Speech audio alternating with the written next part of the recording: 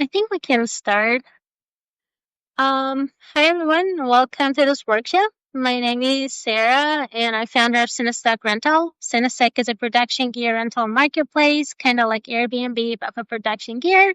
We also host free workshops to navigate how the Canadian film and media production works. You can see the details of our upcoming events on our social media. I'll be sharing the links with you later. Today, we have the pleasure of having Ben Valikant, executive producer and managing director, along with Gabby Morning Jones, sustainability coordinator from Green Film Canada.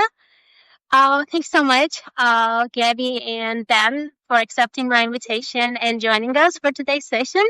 Would you like to give us a brief introduction of yourselves? Thanks for having us. So Ben and I founded Green Film Canada about a year ago. We were both passionate about, I was working in the green industry a little bit beforehand. And when we got talking, we shared a joint passion. And so we launched Green Film Canada. We work predominantly in the commercial space. Because that's where both of our histories lie.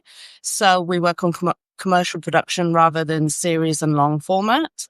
So most of what we talk about will come from that knowledge base of short form shoots rather than long form movie shoots and TV series. But we, along our research and the interviews we've made and all the research we've done, we've researched quite a bit about the Canadian film industry.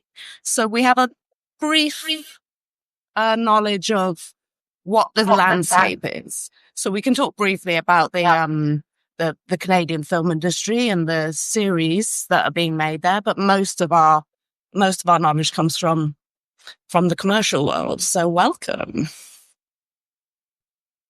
Awesome, thank you.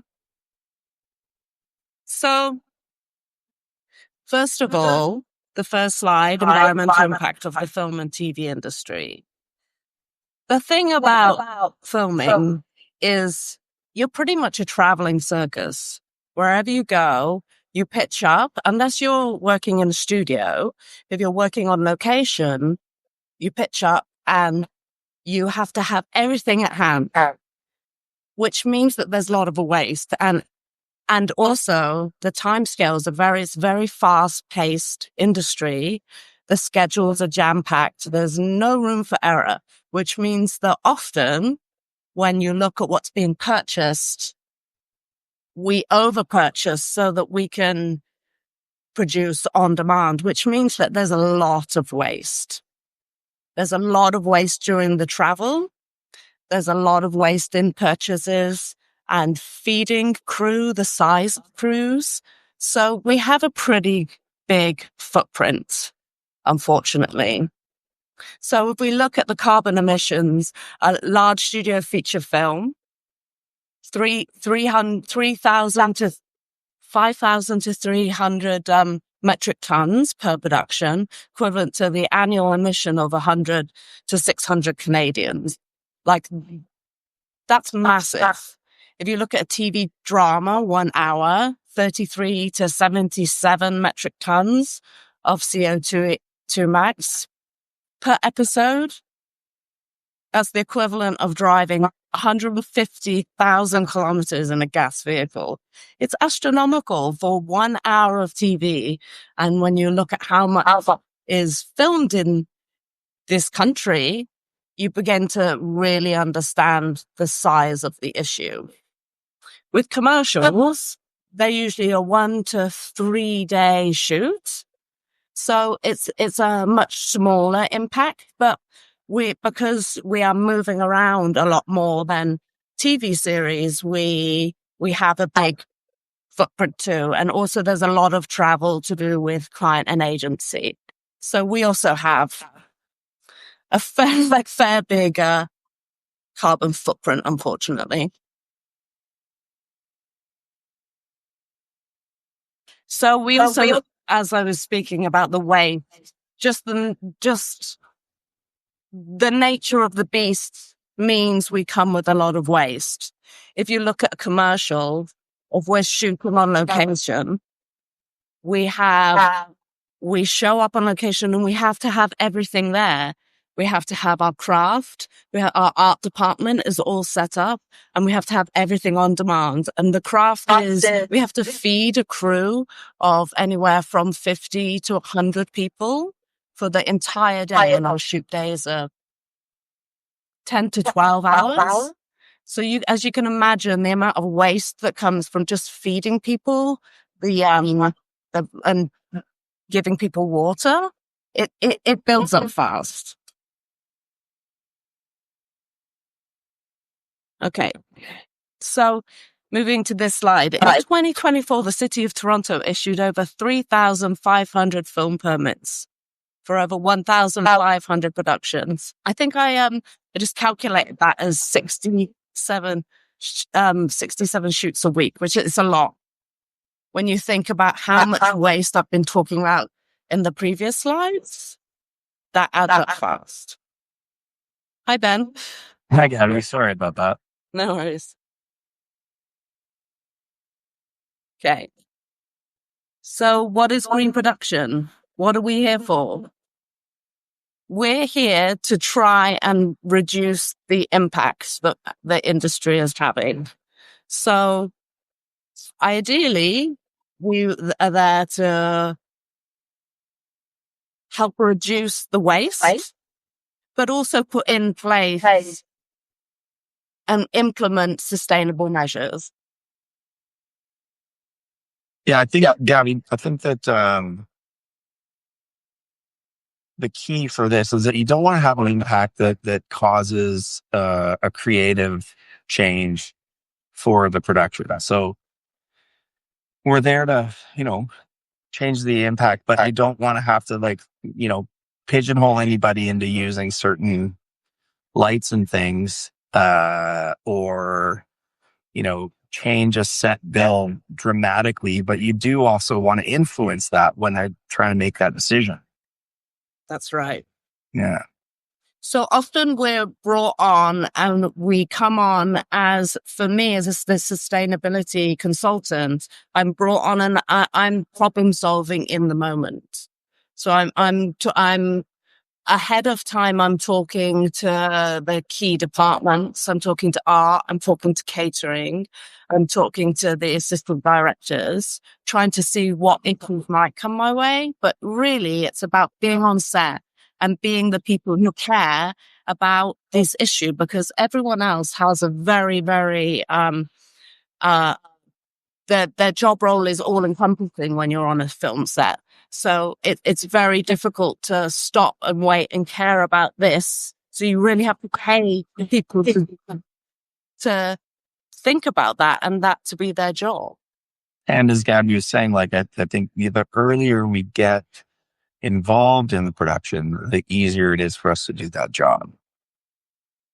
That's right, because the earlier we know the art department is building a big, one time I showed up on set and they were building, I think it was a big bonfire, and it had, I don't know, 100 kilogram of wood. We know that at the end of the shoot, we've got a whole bunch of wood that we're going to try and get rid of. And that gives us time to prepare and work out where that's going to go and redistribute it into the community. Mm-hmm. Yeah. And you don't want to go to them and say, you can't have a massive bonfire like the day of the shoot. But if you get involved earlier, you can say, make a few phone calls and I'll find out, what we can do with the wood, where it can go. And, if you don't paint it, we'll be able to do something with it. For example, any construction material or plywood that's painted, you can't really do anything with. Mm-hmm. You have to find someone to donate it to, but you can't actually reuse it. That's right. A bunch of little finicky things like that, Just going to move on to the slide, because the next slide, we talk more specifically about what our job role is throughout our 3 stages, which is pre-production, during the shoot, and then the wrap.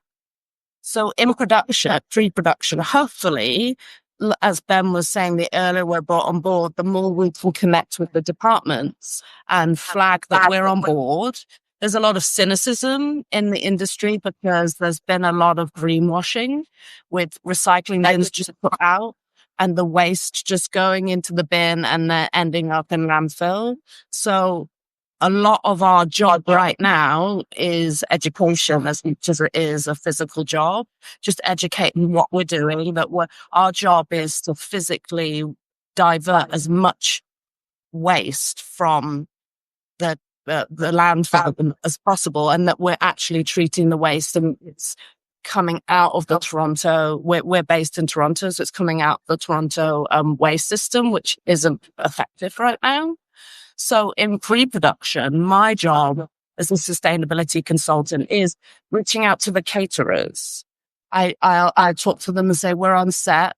We need your containers to be compostable. If they're not compostable, then that massively changes how much waste there is.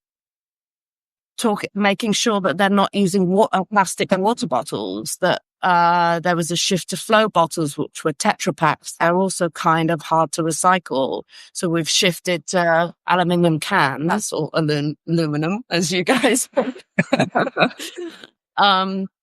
So, and then cutlery, making sure that's compostable. The more that's compostable, then the food and the dishes can go just in the compost bin. But if they're in recycling dishware, then it's a little bit more complicated because you've got organic mixed with recycling, and that it's just trickier. So it's about talking with the caterers and giving them a heads up and making sure they have what they need to help us in our endeavors.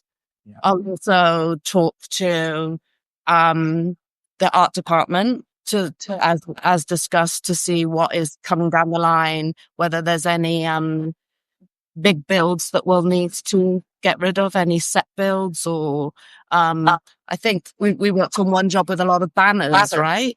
I think it was a mock marathon run, and trying to work out what we can do with bulk items.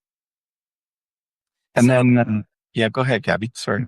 Well, I was going to say, I think it says there, build sustainability into the bid and budget. So, we'll talk a bit more about what those actual, what the actual budget is for those things. But, you ultimately have to pay for us on set. And so we typically work, maybe you talked about this, Gabby, when I wasn't here, but we typically work on commercials.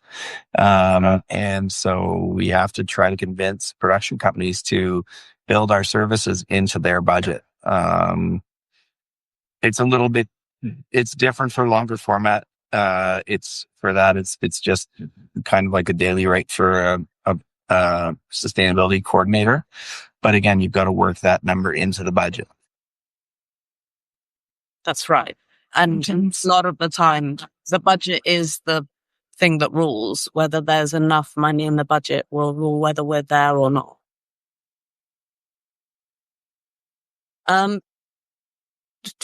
Choose right now, currently, as it stands, our place in the Canadian commercial industry, we don't really have enough weight to detect, to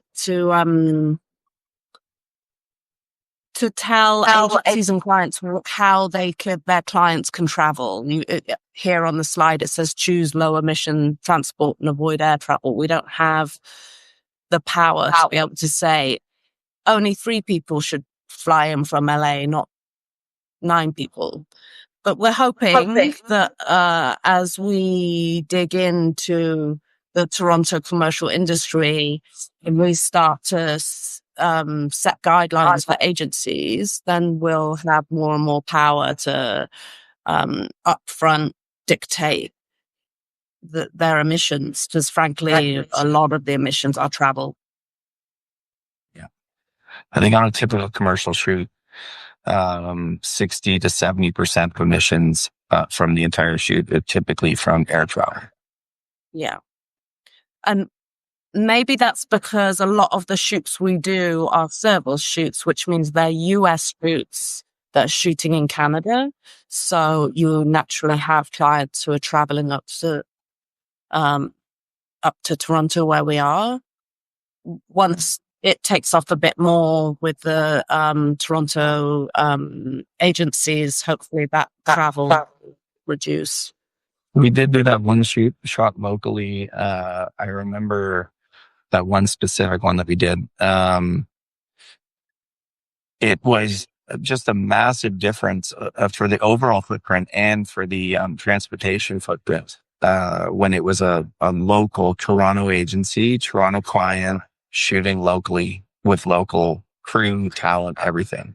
It was a drastically different looking carbon footprint.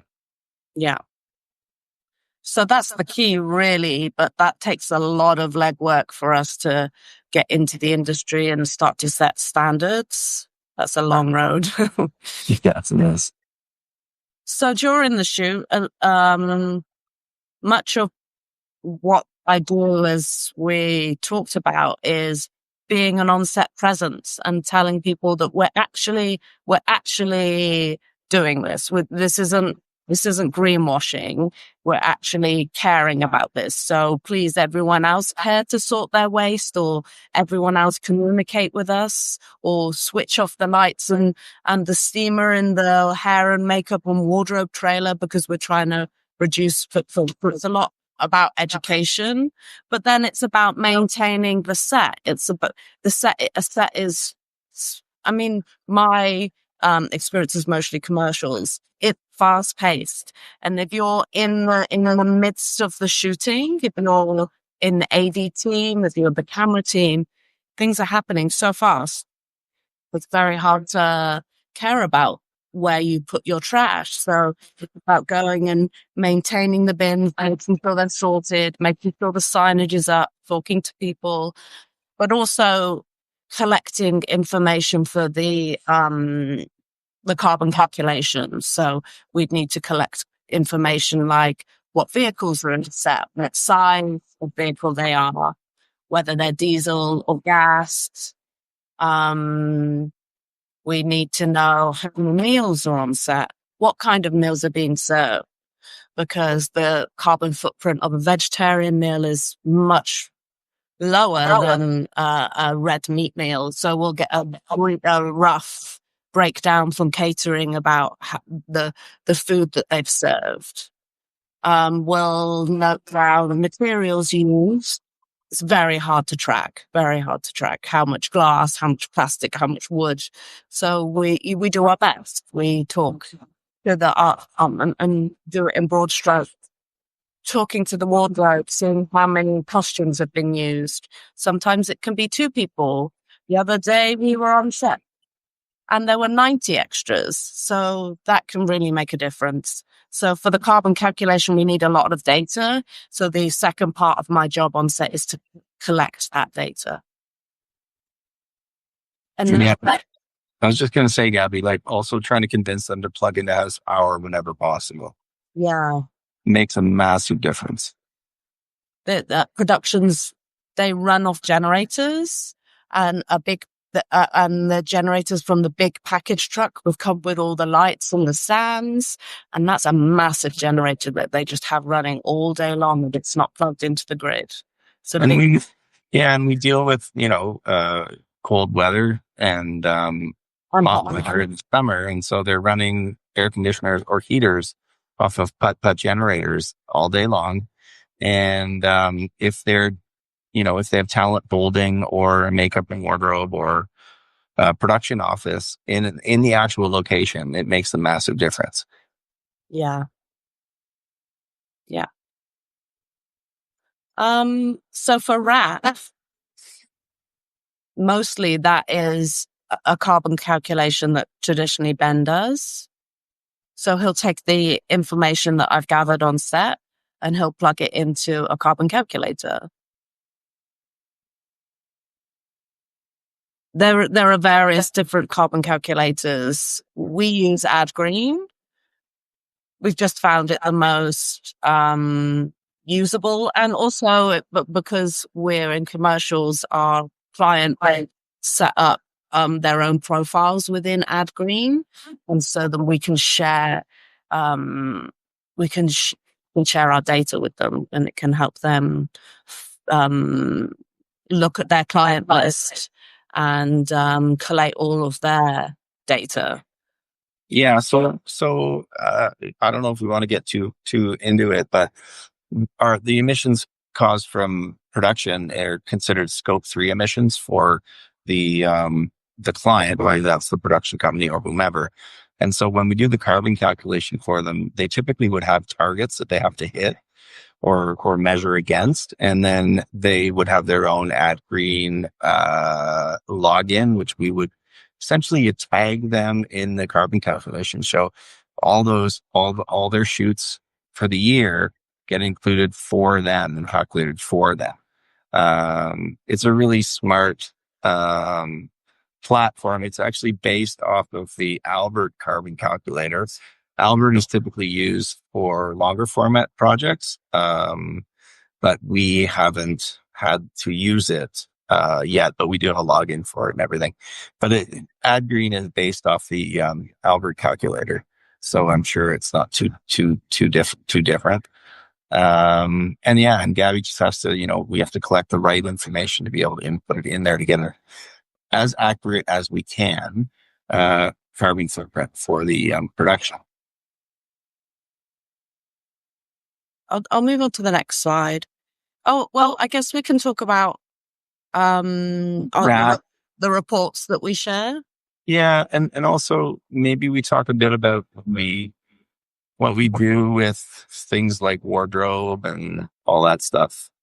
Yeah, like at the end of a shoot, if there's leftover meals that are individually wrapped, I make sure that they're donated. There's a number of, we have a growing resource that we're creating ourselves that has kitchens that will just take donations 24/7. We make sure that the wardrobe, a lot of wardrobe is rentals, but whatever isn't, we make sure it gets donated. It can be anything. Like sometimes you can come off a set and have like 200 crowns because you've just done a school commercial, and we'll try and redistribute those. Or so yeah, it's just we basically try and connect with departments and say, give us what you've got left over, and then it's our job to output it into the community. In terms of the carbon calculation, we usually do that a few weeks after wrap. We need to get travel information. We need to get the actual trucking invoices. Every trucking invoice typically has the distance that each truck traveled. So when Gab was collecting the information, we figure out which truck is which, and whether it's the art department, whether it's a 5-ton, whether it's a cube van, and then we have to input that into it. And typically, you'll let production wrap out, and it usually takes them a week or two, and then it usually takes us about a week or so to finish the actual report. Mm-hmm. And then, what about the other report creators? Yeah, so we have a couple of reports that we create. We create a full-length record to send back to client and agency. Again, we are dealing in commercials. So we send that back to agency, and it's got a breakdown of their carbon footprint and what was made up from. But then I like to create a report to go back to the crew so that they can see what their efforts have amounted to. It's a small visual just saying we've diverted this much waste from landfill, and here's the accumulated total that Greenfilm Canada has diverted from waste today, just so that it feels like a collective effort and there's a feedback loop. Yeah, and it helps with their skepticism so that they know that we're actually doing something that's legitimate, not greenwashing. Yeah, absolutely. Okay, I'll move on. Green certifications in Canada for individuals. Yeah, it's for individuals. I think it says they're Ontario Green Screen. They have 2 courses that they provide. I can't quite see it, Gabby. Maybe you could read that. Sustainable film production fundamental training and carbon calculation fundamentals. Yeah, Gabby and I have both done those courses, and they're great. They give you a very broad sort of understanding of what it means to push for sustainability in film and TV. But yeah, I think it's not a hands-on thing. You gotta be on set and do what Gabby does to really understand it. But yeah, that's the certification for Canada. There's also Real Green, Creative BC, tools, trainings, and best practices. Yeah, BC is like so far ahead of Toronto in so many ways. They've been pushing for sustainability in film and TV for longer, or there's more inclusive for it, or something like that. Because they're yeah, they have essentially Ontario recreated the real being the exact same thing, and you get certified through them as well. We could talk a bit more about the difference between later on this week. And then Albert, they have their academy, and there's a whole bunch of different courses that you could take on. And there's also a bunch of information, like sessions, not just like courses. And then Reading the Bin. In commercial, Reading the Bin is kind of the standard. They're an advocacy group that are trying to get agencies, client, and production companies to sign on to make the commitment to green their bids, to add a green line in their bid, which means literally in their Excel spreadsheet to add in a green sustainability coordinator into their bid. That's where the name comes from. And they have it's actually the Greek Star Group is a group, I think, out of Vancouver as well. And they are affiliated in some way with Green the Bid to offer portfolio. Yeah, I think they have some presence in the US and then set up in BC as well. So I think mostly Ontario creates the Ontario Green Screen. The Albert calculator, because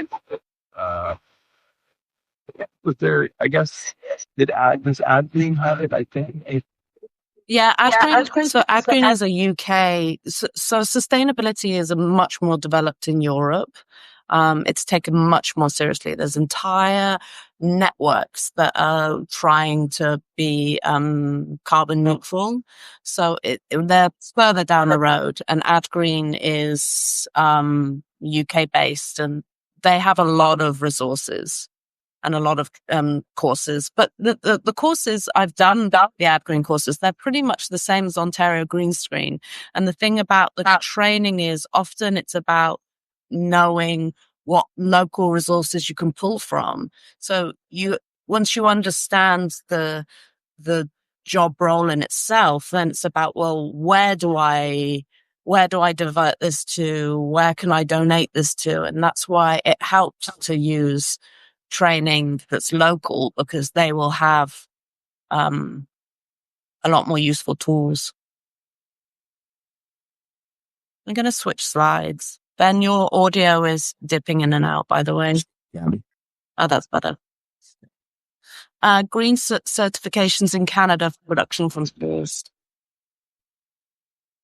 Yeah. So production companies in Canada, it's or broadcasters too. There would be Albert, and a production. Anyways, there's Albert has theirs, and it's I think a 3-tiered. Gavin, can you read that? I can't quite see it. Sorry. Productions that successfully complete the certification will be awarded a 1, 2, or 3-star certification and be given use of the Albert certified logo on their end board. Yeah. So, I mean, what we're kind of thinking about here is, once you're done a production and you've put all this effort into sustainability. Do you get anything basically? Do you get like certified that your production was, a sustainable or green one? And one of them is Albert. Out of the States, there's the Environmental Media Association. And then there's for corporations, which we deal with in advertising. The advertising agency would try to get sort of certified B Corp or set, SBTIs, which are setting, carbon, targets and then measuring their carbon, footprint against those targets, or CDP. And those are just, certifications for the companies themselves. I think that CBC requires every production to do a carbon calculation. Any production over a certain budget to do a carbon calculation, but there's no real there's no certification for a production in Canada. It's definitely in commercial arrangements, that says your production was, done as sustainably as possible. Yeah, we're much behind Europe, so we're just chasing to catch up. Yeah, Europe, the Albert one for Europe and the EMA for the States. Yeah, They even have awards in commercials for the most sustainable production. So we're pushing towards that. Well, it's slow going. yeah, definitely. Okay, I'll switch slide. Budgeting. Yeah, so Green the Bid, which we talked a bit about before, they suggest 1% to 2%, of the production budget, go towards sustainability initiatives. And then you would have a flat fee after those onset initiatives for the carbon calculation. Because of commercials and being the way they are in Canada, our budgets are much lower. We're seeing, numbers closer to 2% to 3%, depending on, The amount of days. yeah. And the number, as the days go up, the cost goes down. For long form, budgeting for it is really just, having a sustainability coordinator. And yeah, and the interesting thing, yeah, can we talk about that, Gabby, and how like multiple days? Yeah, like I think that when you're on my understanding is when you're on long form, whether it be a series or a film, as a coordinator, you're able to have a bigger impact because you're there for the whole production. So you can set up a system and you can have longer conversations and you can just replicate that over and over. With commercials, we're showing up to a new shoot every day and we're having to re-educate people. So I think that,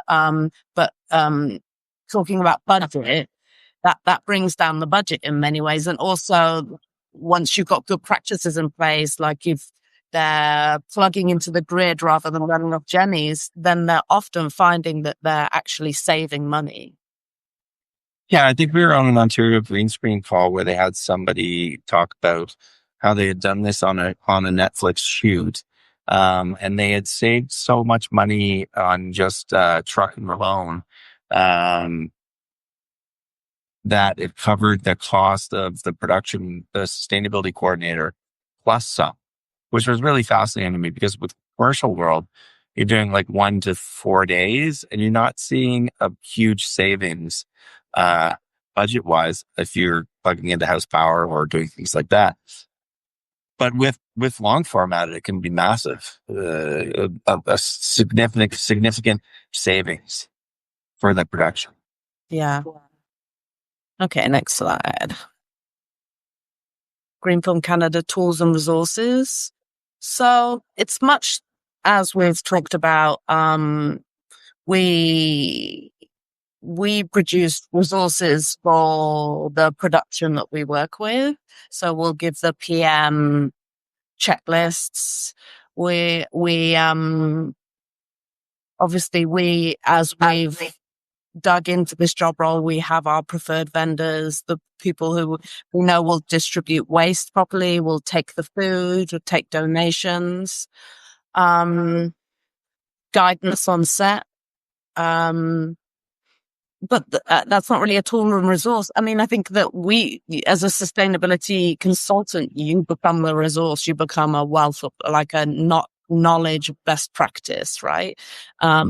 So like I have an issue where if I come on set, a caterer, had said that they're going to use certain compostable dishware and then they run out, and then people get confused about what dishware goes where. And now I'm like, okay, I need to problem solve this. Let's create a visual board and put it above the bins so that people can visually, when they're quickly running to the bins, sort visually. So it's like you become the resource as the coordinator because you just learn what the issue are as you go.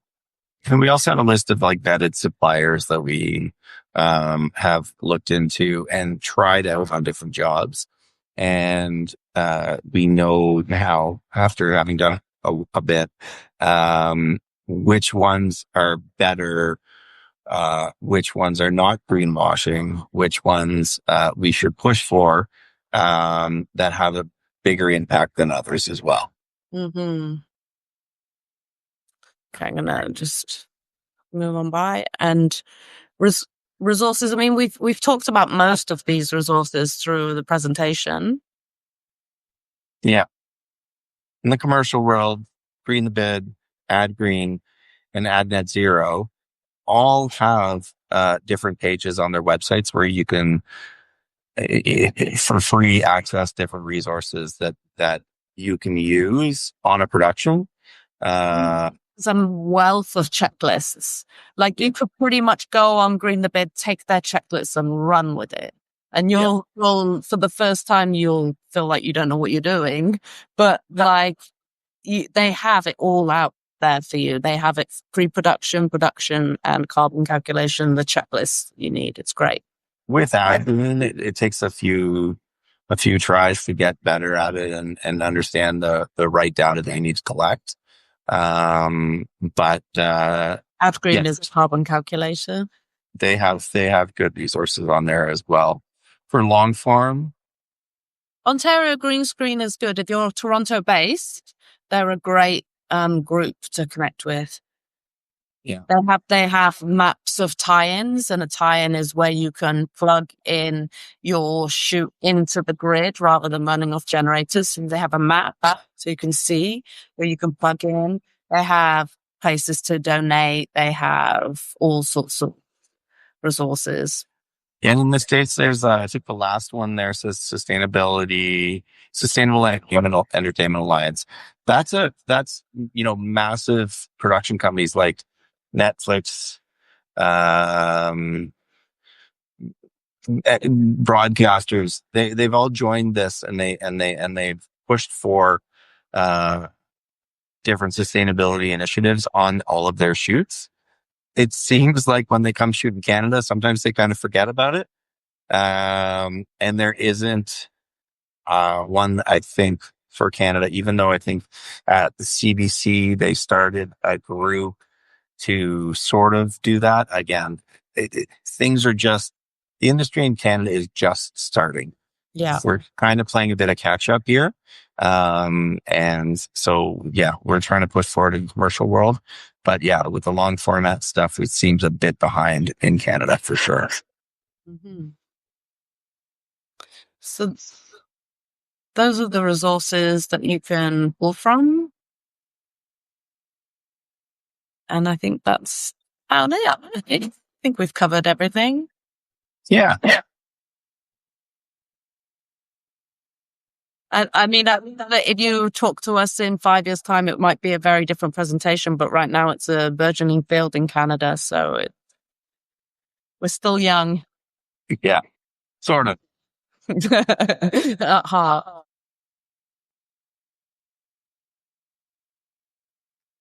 Thank you so much for your presentation. It was really great. I do have a quick question. So, do you help any of these productions with any kind of tax credits if it's available? There currently aren't any tax credits for sustainability. The one thing that we've heard is that some banks offer better rates to businesses who have sustainability targets and reach them. We've not dived into that too deep because it doesn't really, it's really not our area. But no, there are currently no tax credits for sustainability in Canada that we know of. Which we're trying to get the city of Toronto to try and work sustainability into their permitting, and so we're trying to push for that as well. But you don't want to make getting a permit any harder for anybody, right? So they might include it as a clause. But sorry, it wouldn't necessarily make it you have to do this to get a permit. Yeah, makes sense. I think that's pretty much it. Do you have anything else you would like to add? Just like to say thank you, Sarah, for having us. Yeah, thank you. My pleasure. Thanks so much for joining us. It was really great having you. Thank you. So if nothing else, thanks everyone for joining us and have a great day. Thank you.